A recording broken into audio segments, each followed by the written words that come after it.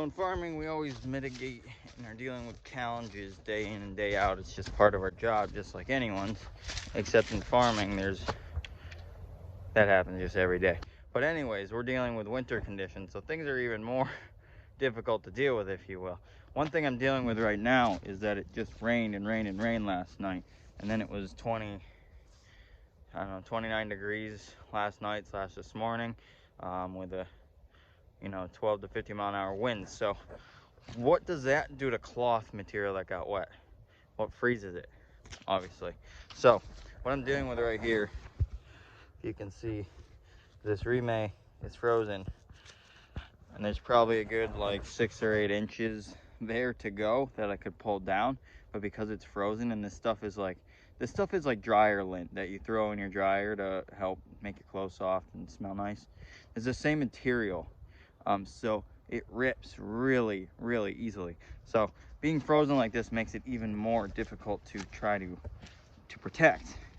And this is a lower area of the field, so the water drains down this way. So this Remay, as it blew over, was sitting in water and cold and all bunched together. So now it's frozen. I came out here this morning to try to pull it apart, so it would de-thaw during the day, but it was just too windy and too cold. These are sandbags. This is what holds the Remay down in place. So we're gonna put one at the end. We have one more section here to fix as best as I can, because half of it's frozen, half of it ripped in a weird spot, so I can't get it all the way over the hoop. So we're gonna do the best we can. Tomorrow we're gonna come back out here. We're gonna rip everything apart. We're gonna readjust the Remay, and then we're gonna put plastic over this, which is the final step for the winter. I'm about a week or two earlier than I should be, but I'm sick of dealing with this, and this Remay is pretty expensive, and the plastic's gonna help keep that Remay in place a little better and keep the longevity of it. So we are in winter. It's the first time we've trialed this, so kind of gonna live and learn. I don't think the plastic is gonna hurt. It's gonna heat up the environment a little more underneath, but we're in the shortest days of the winter, so we're getting minimal sunlight anyways, so the extra heat is probably going to be more beneficial than not. So yeah, Remay in the winter. This stuff behind me does not like the wind. What's going on here is the row cover, or the Remay, is over here to protect the onions. But the other downfall we have here is that these hoops are like 4 feet out of the ground, and the Remay is over that. When you get a big gust of wind coming through, it likes to tend to pick up the Remay and fluff it around. And you're thinking to yourself, well, why don't you put something around it?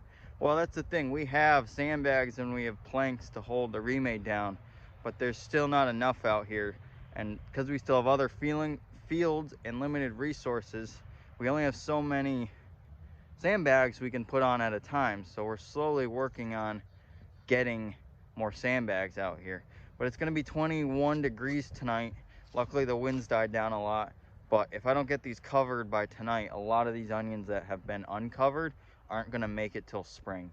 And we put a lot of work and energy into this, so that's what I'm doing right now, hopefully before the sun goes down. So it's me, myself, and I. We're going to get it done. If anyone out there has dealt with row cover with low tunnels in windier conditions and has better ways of mitigating it, I'd love to hear it, because I'm new to this kind of thing in the agriculture industry and growing in the winter. So anyways, just a little from the farm. Got the Massey down here. It was a nice cold ride, but beautiful sunset, so that's something to enjoy. I gotta go because I gotta finish this, and then I got 2 high tunnels to cover as well. So see you later.